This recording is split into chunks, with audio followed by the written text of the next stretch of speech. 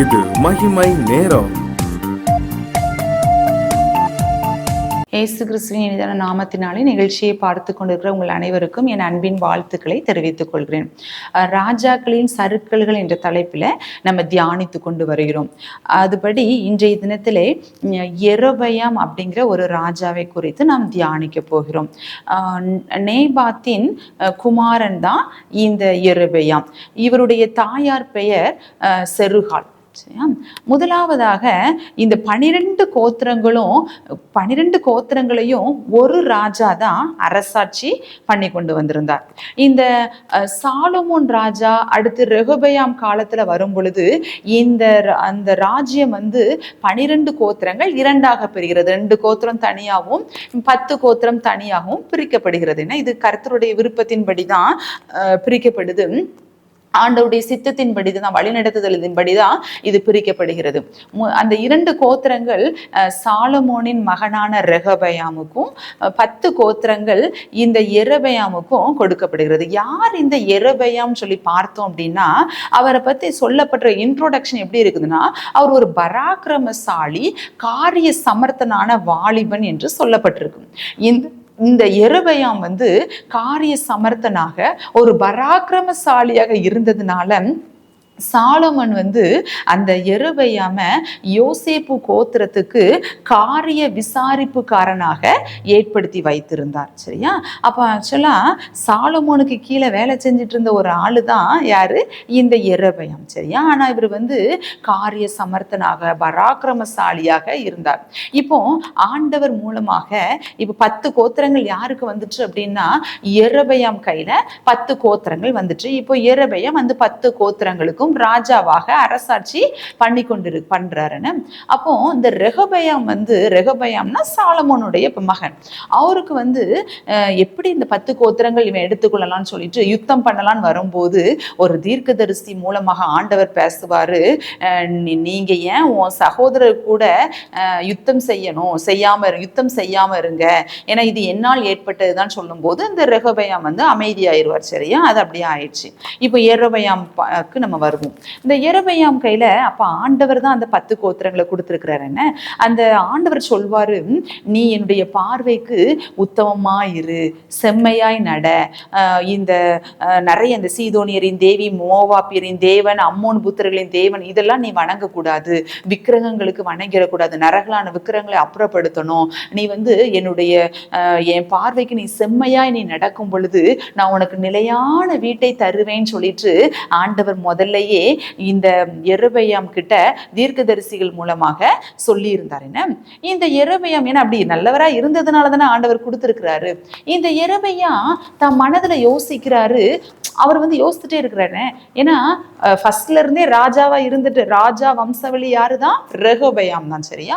அப்ப அவங்க பகுதியில தான் அந்த தேவாலயம் இருந்துச்சு. இப்ப இந்த யெரொபெயாமுக்கு என்ன பயம் அப்படின்னா, வருஷத்துக்கு ஒரு முறை எல்லா ஜனங்களும் பண்டிகை ஆசரிப்பதற்காக அந்த தேவாலயத்திற்கு போவது வழக்கம். அப்ப அங்க போகும்போது இந்த மக்கள் மனம் மாறி நம்ம ராஜா இந்த ரெகொபெயாம் தான் அப்படின்னு சொல்லிட்டு அவரு பக்கம் சாஞ்சிருவாங்களோ அப்படின்னு சொல்லிட்டு அவங்க மனதுல, இந்த யெரொபெயாம் மனதுல ஒரு பயம் வந்துட்டு. சரியா? இந்த பயத்து நிமித்தமாக இந்த யெரொபெயாம் ஒரு திட்டம் திட்டுறாரு. ஒரு கெட்ட திட்டம் ஒண்ணு அவருடைய மனசுல வருது. என்ன அப்படின்னா, ஒரு 2 பொன் கன்று குட்டிகளை செஞ்சு, ஒன்னு பெத்தேல்லையும் இன்னொன்னு தான்லையும் வச்சு, இதுதான் உங்களை வழிநடத்தி வந்த தெய்வம், இதுக்கு நம்ம பண்டிகை ஆசரிப்புன்னு சொல்லிட்டு அவர் என்ன பண்றாரு? கர்த்தருக்கு விரோதமாக துரோகம் பண்ணுகிறவராக மாறிவிட்டார். சரியா?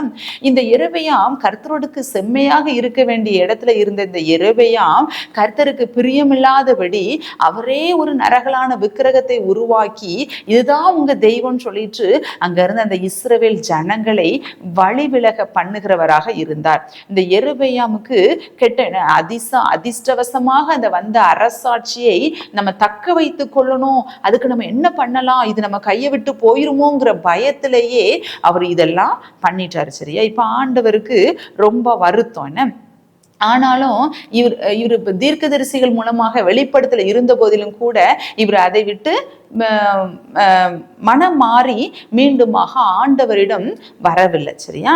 இந்த ராஜா தன்னுடைய மனதிலேயே யோசித்து ஒவ்வொன்றா பண்ற, தன்னுடைய மனதிலே நியமித்து கொண்ட ஏதோ ஒரு மாதத்தின்படி 8வது மாதம் 15ஆம் தேதி இந்த இதுக்கு நம்ம பண்டிகை ஏறெடுப்போம்னு சொல்லிட்டு அவர் மனசுக்கு யாரெல்லாம் பட்டுச்சோ அவங்களெல்லாம் ஆசாரியரா தெரிந்தெடுத்து கொண்டாரா. இது ஆண்டவருடைய பார்வைக்கு மிகவும் பொல்லாப்பானதா இருந்துச்சுன்னு. இந்த யெரொபெயாம் ஒரு கோத்திரம் இல்ல, 2 கோத்திரம் இல்ல, 10 பங்கு ஆசீர்வாதத்தை யாருக்கு கொடுத்தாரு? இந்த யெரொபெயாமுக்கு. ஆனா இந்த யெரொபெயாம், ஆண்டவர் சொல்லியிருந்தார், நீ உண்மையா நடந்தன்னா உனக்கு ஒரு நிலையான வீட்டை கட்டி தருவேன்னு சொல்லியிருந்தாரு. ஆனா அந்த யெரொபெயாம் மனதிலே அவர் சிந்தித்து கொண்டு, மனதிலே போட்டு குழப்பி கொண்டு, அவர் ஒரு பயத்தின் மிகுதினால அவரோ ஒரு மனம் போன போக்கிலே அவர் வாழ்ந்து விட்டார். பிரியமானவர்களே, அதனால அவருக்கு ஒரு நிலையான வீடே இல்லாமல் போச்சு. அவருடைய அரசாட்சி அதோட முடிஞ்சும் போச்சுன்னு அவருடைய அப்போ ஆண்டவர் மீண்டுமாக உணர்த்துறார். ஒரே நாள்ல அரசாட்சி அப்படி பிடுங்கிறவர் நம்ம ஆண்டவர் அல்ல. என்ன அவர் முதல்ல தீர்க்கதரிசிகள் மூலமாக சொல்லுகிறார். அடுத்ததாக அப்போ அவருடைய பையன் அபியா, குமாரன் அபியா வியாதியா இருக்கிறார். அப்போ மறுபடியும் ஒரு வெளிப்படுத்தல் வருது, உன்னுடைய குமாரன் மரித்து போய் விடுவான் அப்படின்னு சொல்லிட்டு. ஆனாலும் மரித்து போன பிற்பாடு கூட அந்த யெரொபெயாம் உணர்வடையவில்லை. உணர்வடையாதவனாக அந்த நரகலான விக்கிரகங்களுக்கு பலியிட்டு கொண்டு மேலும் மேலும் ஆண்டவரை துக்கப்படுத்தி கொண்டார். அவர் விலகினது மாத்திரமல்ல, இஸ்ரவேல் ஜனங்களையும் ஒரு கூட்ட மக்களாக அந்த கர்த்தருக்கு நேராக நடக்காதபடிக்கு அவர்களையும் வழி விலக பண்ணுகிறவராக இருந்தார். தேவனுடைய மனுஷனால் அநேக தரம் எச்சரிக்கப்பட்டும் கூட இந்த யெரொபெயாம் பொல்லாத வழிகளை விட்டு ஆண்டவருக்கு நேராக திரும்பவில்லை. ஆண்டவருக்கு நேராக பக்தி வைராக்கியமாக நடந்த அந்த தாவீதை போல இவர் பக்தி வைராக்கியம் கொள்ளவில்லை. ஆண்டவருக்கு நேராக செம்மையாக நடக்கவில்லை. அவர் மனசுல தோன்றியபடியெல்லாம் அவர் பண்ணார். என்ன, அவர் மனசுல ஒரு கன்றுக்குட்டி தோணுன்னே அந்த கன்றுக்குட்டிகள் தான் தெய்வம்னு சொன்னாரு. அவர் மனசுல 8வது மாதம் 15ஆம் தேதி தோணுன்னே அந்த தேதியில் நம்ம பண்டிகையை ஆசரிப்போம்னு சொன்னாரு. அவர் மனதுக்கு தோன்றினவர்களை எல்லாம் ஆசாரியர்களாக ஏற்படுத்துறார். பிரியமானவர்களே, அவர் இல்லாம அப்படி அழிந்தே போய்விட்டார். என்ன, நமக்கு ஒரு பிளெஸ்ஸிங் ஆண்டவர் தரும் பொழுது அதை தக்க வைத்துக்குள்ள நம்மளே நம்ம மனசை போட்டு குழப்பி நம்ம அதை தக்க வைத்துக்குள்ள நம்ம என்ன பண்ணணும் அப்படின்னு சொல்லிட்டு தவறான வழியில நம்ம சென்று விடக்கூடாது. அநேக நேரம் நம்ம பரிகாரிகளை நாடுகிறவர்களாக நம்ம இருந்து விடுகிறோம். பிரியமானவர்களே, அப்படியெல்லாம் ஆண்டவருக்கு நேராக செம்மையாக நடக்க நம்ம இருதயத்தை திருப்பும் பொழுது அவர் நம்மை ஆசீர்வதிப்பார். தீங்கு வராததற்கு முன்பே நம்ம சுதாரித்து கொள்ள வேண்டும். இந்த யெரொபெயாமுக்கு அவருடைய குமாரனுடைய மரணம் வர வந்துருச்சுன்னு நம்மளுக்கும் நம்ம குடும்பத்துல இப்படிப்பட்ட எந்த ஒரு தீங்கும் வராததற்கு முன்பதாகவே நம்முடைய இருதயத்தை ஆண்டவருக்கு நேராக நாம் திருப்பும்படி நாம் அழைக்கப்படுகிறோம். ஆண்டவர் நமக்கு சொன்னபடியே அவர் நிலையான வீட்டை நமக்கு கட்டித்தர வல்லவராக இருக்கிறார். இந்த யெரொபெயாமுக்கும் அழகான வசனம், என்ன, நிலையான வீட்டை உனக்கு கட்டித்தருவேன்னு சொல்லியிருந்தாரு. அது ஆண்டவரே கொடுத்த பிளெஸிங் தான். அந்த 10 கோத்திரமும் ஆண்டவரால் கொடுக்கப்பட்டதுதான். ஆனா இந்த யெரொபெயாமுக்கு வீணான பயத்தினால அவர் மனதில் தோன்றினபடியெல்லாம் செய்தார். நாமும் அநேக வேளையிலே ஆண்டவர் தந்த ஆசீர்வாதத்தை அதை காப்பாற்றிக் கொள்வதற்காக நம்ம பயந்து என்னெல்லாமோ திட்டம் தீட்டியிருந்தோம். என்ன, ஆனா பிரியமானவர்களே, ஆண்டவர் தந்த ஆசீர்வாதம், அந்த ஐஸ்வர்யம் ஆசீர்வாதத்தை தரும்.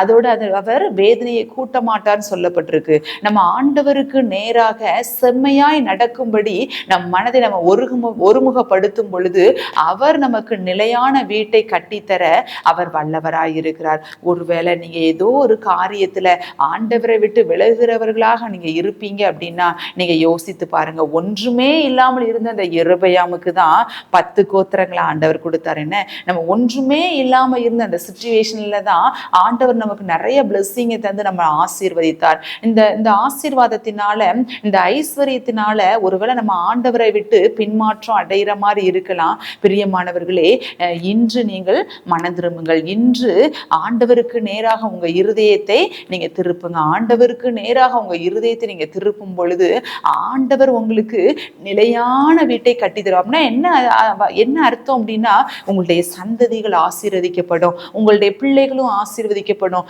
இப்போ எப்படி நீங்க ஆசீர்வாதமா இருக்கிறீங்களோ அதே போல உங்களுடைய பிள்ளைகளும் ஆசீர்வாதமாக இருப்பார்கள். எப்போ நம்ம ஆண்டவருக்கு நேராக நம் மனதை திருப்பும் பொழுது, ஆண்டவருடைய பார்வையில் நாம் செம்மையாய் நடக்கும் பொழுது, இப்படிப்பட்ட நிலையான வீட்டை கட்டித்தர அவர் வல்லமையுள்ளவராக இருக்கிறார். கர்த்தர் தாமே உங்களை ஆசீர்வதிப்பாராக. ஜெபம் செய்வோம். அன்புள்ள ஏசப்பா, அந்த அருமையான வேலைக்காக உமக்கு நன்றி ஏசப்பா. அப்பா, நீங்கள் எங்களுக்கு எவ்வளோ அற்புதங்களையும் அதிசயங்களையும் செஞ்சுருக்கிறீங்க அப்பா. நாங்கள் ஒன்றுமே இல்லாமல் இருந்த எங்களை நீங்கள் ஆசீர்வதித்து இவ்வளவாய் நீங்கள் வழிநடத்தி வந்திருக்கிறீங்க.